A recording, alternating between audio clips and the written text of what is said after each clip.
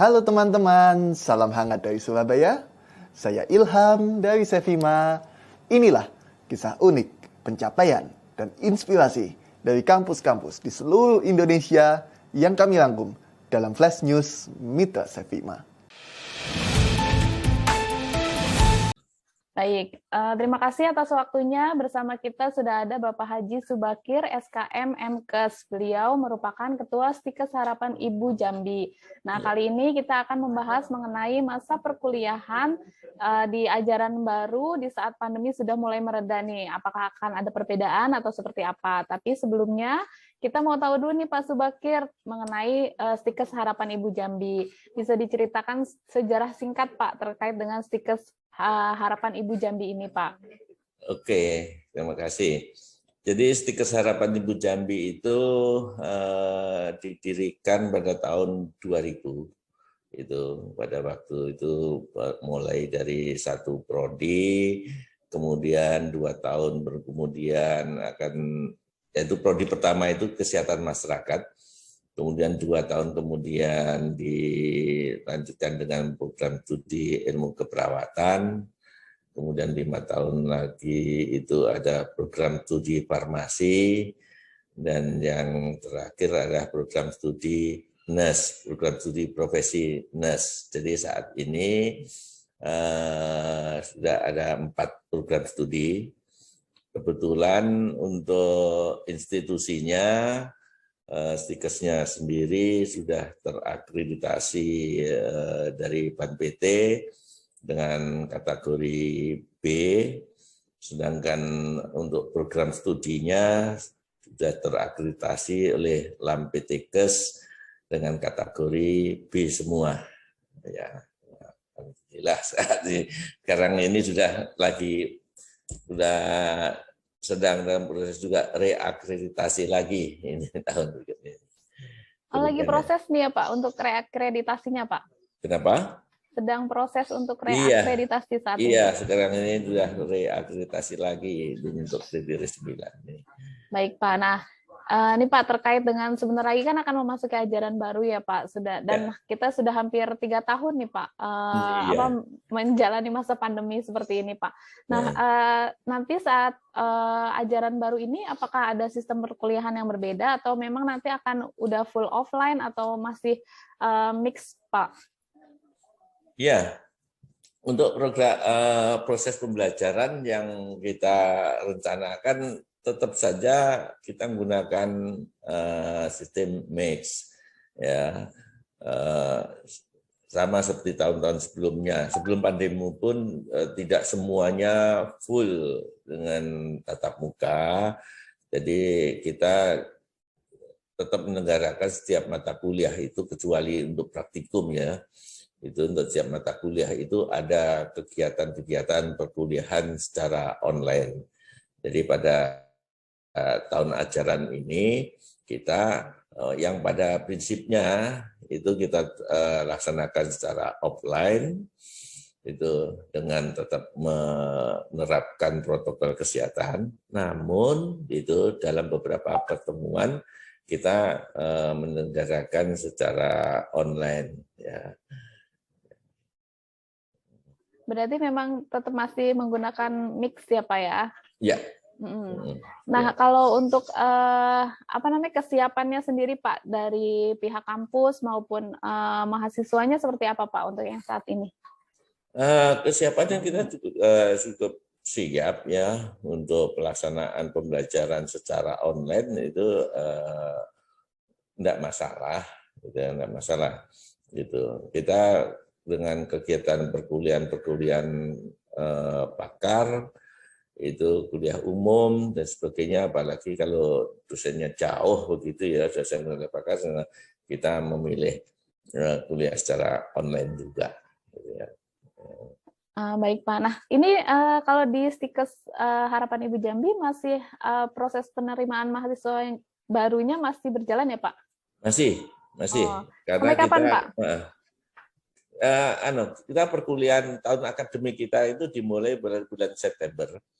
Ya, jadi saat ini kita masih dalam proses penerimaan mahasiswa baru Itu untuk gelombang keduanya yang akan berakhir pada bulan Agustus ini, sehingga nanti diharapkan pada sesuai dengan jadwal kita itu awal bulan September itu sudah mulai perkuliahan baru.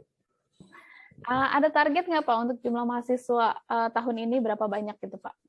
Nah, ini jadi masalah untuk segala sesuatu. Kita punya target ya, target kita itu sebenarnya itu tiap program studi itu kurang lebih sekitar 60-an ya, 60 mahasiswa. Karena itu juga kita memperhatikan rasio antara dosen dengan mahasiswa, kemudian daya tampung kelas dan sebagainya begitu ya. Gitu. Namun kita itu ya sekarang untuk sekolah kesehatan ya untuk di Jambi ini agak sulit ya, minatnya sudah mulai berkurang. Kemudian masalah PTN masih menerima yang lainnya gitu. Jadi kita agak kesulitan juga ya untuk itu. Namun kita tetap aja melaksanakan berapapun juga yang kita yang akan masuk gitu. Nah, berarti saat ini sudah berapa banyak Pak untuk mahasiswa barunya Pak? Ya, sampai saat ini yang tahun ajaran baru ini ya. Ya. Tahun ajaran itu baru kita kan ada 2 tahapan ya, gelombang pertama dan gelombang kedua. Itu untuk gelombang pertama ini sudah tercapailah kurang lebih sekitar 40% dari target sudah tercapai, itu yang kita terima. Namun nanti mudah-mudahan untuk gelombang yang kedua ini biasanya kan kalau di swasta itu kan menerima limpahan yang nggak masuk pada PTN itu baru rame-rame begitu ya. Kemudian juga kita kalau di Jambi itu kan ini mereka kan banyak yang kalau yang di swasta itu kan banyak yang ngambil kuliah di luar provinsi ya, banyak orientasi mereka kan harus ke Jawa sana itu loh. Itu sehingga kalau bisa sudah di mana-mana enggak masuk itu biasanya itu pada akhir-akhir Juli begitu mulai banyak itu. Bahkan kadang-kadang itu mereka sudah mulai tahun ajaran pun mereka masih nanya-nanya masih bisa apa tidak gitu. Ya. Mudah-mudahan nanti di akhir-akhir semakin meningkat ya Pak ya jumlah mahasiswa barunya Pak. Amin, amin ya Pak. Nah Pak, ada nggak Pak tips nih Pak bagi mahasiswa baru yang akan mengikuti perkuliahan di tahun ajaran yang baru nantinya Pak? Ya, jadi kita bagaimanapun juga di Stikes Harapan Ibu Jambi tetap mengutamakan mutu ya, tetap memperhatikan mutu. Ya, kita menyadari itu bahwa katakanlah kondisi mahasiswa baru itu seperti apa itu kita sadari. Itu enggak bisa kita samakan dengan perguruan tinggi yang sudah mahasiswa di perguruan tinggi yang sudah maju. Mereka sudah bisa memilih yang baik-baik begitu. Nah, kita sadari kondisinya seperti itu apa. Oleh karena itu kita menekankan justru dalam proses pembelajarannya. Itu justru kita yang menjadi dosen-dosen kita yang menjadi berat bebannya, tapi harus kita tekankan pada mereka bagaimana proses membimbing mahasiswa itu supaya dia punya kemampuan sesuai dengan capaian pembelajaran dari program studinya. Kemudian perkuliahannya juga harus tepat waktu, karena kita kan juga dibatasi waktu belajar ya. Kita kalau lama-lama anjlok pula akreditasi kita gitu ya. Oleh karena itu kita menekankan pada dosen bukan sekedar mengajar ya, tetapi adalah membimbing ya, mengarahkan pada mereka itu. Makanya sekarang itu yang kita benahi, bukan hanya memberi proses pembelajaran pada mahasiswanya, tetapi juga harus membelajarkan pada para dosennya. Oleh karena itu dosen-dosennya itu saya setiap ada kegiatan-kegiatan seminar, kegiatan workshop yang dalam upaya untuk meningkatkan kualitas dosen, meningkatkan kapasitasnya, saya tekankan harus ikut itu, karena kita nggak bisa menerima apa adanya ya. Dalam upaya meningkatkan kualitas itu, maka dosen harus kita ubah karakternya. Itu prinsip dasarnya, bukan mereka hanya sebagai pengajar ya, sebagai pembimbing, mereka membimbing gitu ya. Baik Pak. Nah Pak, nih terakhir Pak terkait dengan digitalisasi kampus nih Pak. Apa Pak tanggapan Bapak terkait dengan digitalisasi kampus Pak? Itu bagus ya, menurut saya itu bagus. Namun bagi kita untuk mengikutinya itu memang agak berat ya, agak berat. Namun nggak bisa kita menyerah, itu ya harus kita mengikuti, ya, harus mengikuti. Kami setuju sekali itu untuk digitalisasi ini. Dan kebetulan kita juga sudah mempersiapkan itu ya, itu untuk sistem IT-nya, itu kekuatan servernya, dari kekuatan sistem internet untuk di lingkungan kampus.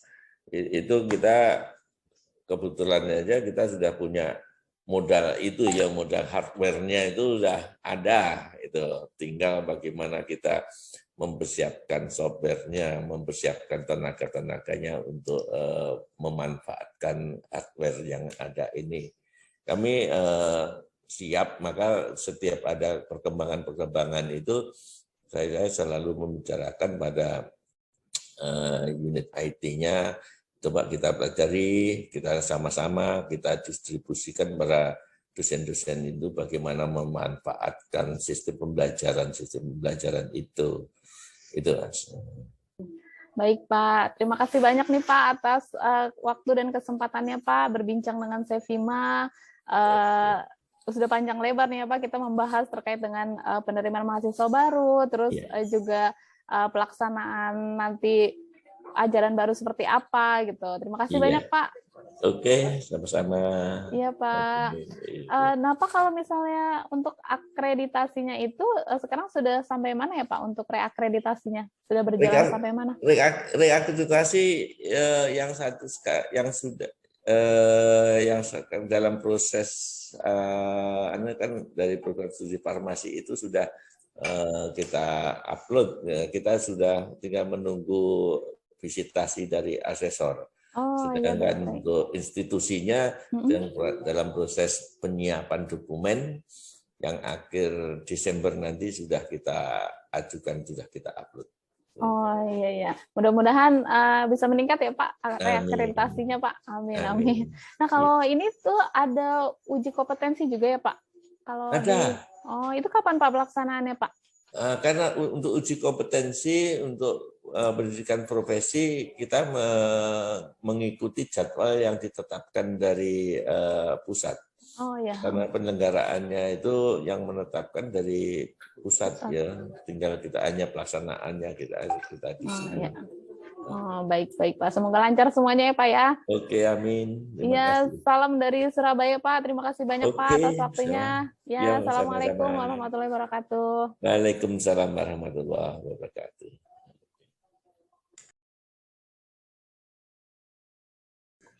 Iya. Bisa kita mulai ya, Pak? Oke. Ya, baik. Sebentar. Mau memastikan lagi, Pak, ini dengan Bapak Haji Subakir, SKM MKes, betul ya, Pak? Ya, betul. Ya, sebagai Ketua Stikes Harapan Ibu Jambi. Iya. Ya, baik. Baik, terima kasih atas waktunya. Bersama kita sudah ada Bapak Haji Subakir, SKM MKes. Beliau merupakan Ketua Stikes Harapan Ibu Jambi.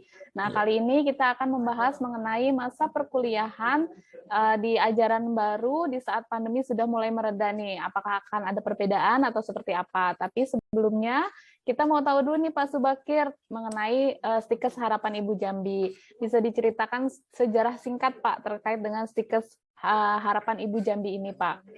Oke, terima kasih. Jadi Stikes Harapan Ibu Jambi itu didirikan pada tahun 2000.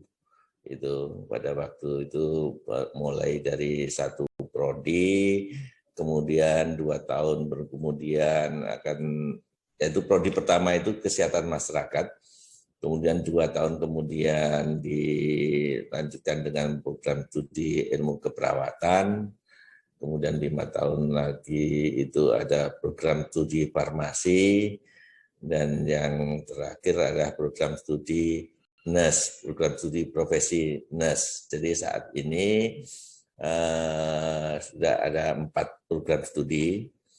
Kebetulan untuk institusinya, Stikesnya sendiri sudah terakreditasi dari BAN-PT dengan kategori B, sedangkan untuk program studinya sudah terakreditasi oleh LAMPTKes dengan kategori B semua. Ya, alhamdulillah sekarang ini sudah sedang dalam proses juga reakreditasi lagi ini tahun berikutnya. Lagi proses nih ya Pak untuk reakreditasinya Pak. Kenapa? Sedang proses untuk reakreditasi saat ini. Iya, sekarang ini sudah reakreditasi lagi untuk kriteria 9. Baik Pak. Nah, ini Pak terkait dengan sebentar lagi kan akan memasuki ajaran baru ya Pak, sudah, dan kita sudah hampir 3 tahun nih Pak menjalani masa pandemi seperti ini Pak. Nah, nanti saat ajaran baru ini apakah ada sistem perkuliahan yang berbeda atau memang nanti akan udah full offline atau masih mix Pak? Ya, untuk program proses pembelajaran yang kita rencanakan tetap saja kita menggunakan sistem mix, ya, sama seperti tahun-tahun sebelumnya. Sebelum pandemi pun tidak semuanya full dengan tatap muka, jadi kita tetap menyelenggarakan setiap mata kuliah itu kecuali untuk praktikum ya. Itu untuk setiap mata kuliah itu ada kegiatan-kegiatan perkuliahan secara online. Jadi pada tahun ajaran ini kita yang pada prinsipnya itu kita laksanakan secara offline, itu dengan tetap menerapkan protokol kesehatan. Namun itu dalam beberapa pertemuan kita menyelenggarakan secara online ya. Berarti memang tetap masih menggunakan mix ya Pak ya? Ya. Nah, kalau untuk kesiapannya sendiri Pak dari pihak kampus maupun mahasiswanya seperti apa Pak untuk yang saat ini? Kesiapannya kita cukup siap ya untuk pelaksanaan pembelajaran secara online itu tidak masalah, gitu. Kita dengan kegiatan perkuliahan pakar, itu kuliah umum dan sebagainya, apalagi kalau dosennya jauh begitu ya, dosen pakar, kita memilih kuliah secara online juga. Baik Pak. Nah ini kalau di Stikes Harapan Ibu Jambi masih proses penerimaan mahasiswa yang barunya masih berjalan ya Pak? Masih. Karena sampai kapan Pak? Kita perkuliahan tahun akademik kita itu dimulai bulan September. Ya. Jadi saat ini kita masih dalam proses penerimaan mahasiswa baru itu untuk gelombang keduanya yang akan berakhir pada bulan Agustus ini, sehingga nanti diharapkan pada sesuai dengan jadwal kita itu awal bulan September itu sudah mulai perkuliahan baru. Ada target nggak Pak untuk jumlah mahasiswa tahun ini berapa banyak gitu Pak? Nah, ini jadi masalah untuk sekolah swasta. Kita punya target ya, target kita itu sebenarnya itu tiap program studi itu kurang lebih sekitar 60-an ya, 60 mahasiswa. Karena itu juga kita memperhatikan rasio antara dosen dengan mahasiswa, kemudian daya tampung kelas dan sebagainya begitu ya. Gitu. Namun kita itu ya sekarang untuk sekolah kesehatan ya untuk di Jambi ini agak sulit ya, minatnya sudah mulai berkurang. Kemudian masalah PTN masih menerima yang lainnya gitu. Jadi kita agak kesulitan juga ya untuk itu. Namun kita tetap saja melaksanakan berapapun juga yang kita yang akan masuk gitu. Nah, berarti saat ini sudah berapa banyak Pak untuk mahasiswa barunya Pak? Ya, sampai saat ini yang tahun ajaran baru ini ya. Ya.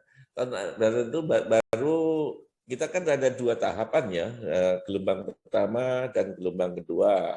Itu untuk gelombang pertama ini sudah tercapailah kurang lebih sekitar 40-an% dari target sudah tercapai, itu yang kita terima. Namun nanti mudah-mudahan untuk gelombang yang kedua ini biasanya kan kalau di swasta itu kan menerima limpahan yang nggak masuk pada PTN itu baru rame-rame begitu ya. Kemudian juga kita kalau di Jambi itu kan ini mereka kan banyak yang kalau yang di swasta itu kan banyak yang ngambil kuliah di luar provinsi ya, banyak orientasi mereka kan harus ke Jawa sana itu loh. Itu sehingga kalau bisa sudah di mana-mana nggak masuk itu biasanya itu pada akhir-akhir Juli begitu mulai banyak itu. Bahkan kadang-kadang itu mereka sudah mulai tahun ajaran pun mereka masih nanya-nanya masih bisa apa tidak gitu. Mudah-mudahan nanti di akhir-akhir semakin meningkat ya Pak ya jumlah mahasiswa barunya Pak. Amin. Amin, amin ya Pak. Nah Pak, ada nggak Pak tips nih Pak bagi mahasiswa baru yang akan mengikuti perkuliahan di tahun ajaran yang baru nantinya Pak? Ya, jadi kita bagaimanapun juga di Stikes Harapan Ibu Jambi tetap mengutamakan mutu ya, tetap memperhatikan mutu. Ya, kita menyadari itu bahwa katakanlah kondisi mahasiswa baru itu seperti apa itu kita sadari. Itu enggak bisa kita samakan dengan perguruan tinggi yang sudah mahasiswa di perguruan tinggi yang sudah maju. Mereka sudah bisa memilih memilih yang baik-baik begitu. Nah, kita sadari kondisinya seperti itu apa. Oleh karena itu, kita menekankan justru dalam proses pembelajarannya. Itu justru kita yang menjadi dosen-dosen kita yang menjadi berat bebannya, tapi harus kita tekankan pada mereka adalah bagaimana proses membimbing mahasiswa itu supaya dia punya kemampuan sesuai dengan capaian pembelajaran dari program studinya. Kemudian perkuliahannya juga harus tepat waktu, karena kita kan juga dibatasi waktu belajar ya. Kita kalau lama-lama anjlok pula akreditasi kita gitu ya. Oleh karena itu kita menekankan pada dosen bukan sekedar mengajar ya, tetapi adalah membimbing ya, mengarahkan pada mereka itu.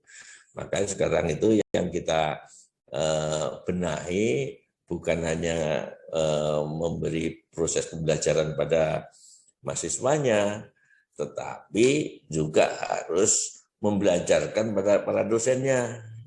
Oleh karena itu dosen-dosen itu saya setiap ada kegiatan-kegiatan seminar, kegiatan workshop yang dalam upaya untuk meningkatkan kualitas dosen, meningkatkan kapasitasnya. Saya tekankan harus ikut itu, karena kita nggak bisa menerima apa adanya ya. Dan upaya meningkatkan kualitas itu, maka dosen harus kita ubah karakternya. Itu prinsip dasarnya, bukan mereka hanya sebagai pengajar ya, sebagai pembimbing, mereka membimbing gitu ya. Baik Pak. Nah Pak, nih terakhir Pak terkait dengan digitalisasi kampus nih Pak. Apa Pak tanggapan Bapak terkait dengan digitalisasi kampus Pak? Itu bagus ya, nah, menurut saya itu bagus. Nah, namun bagi kita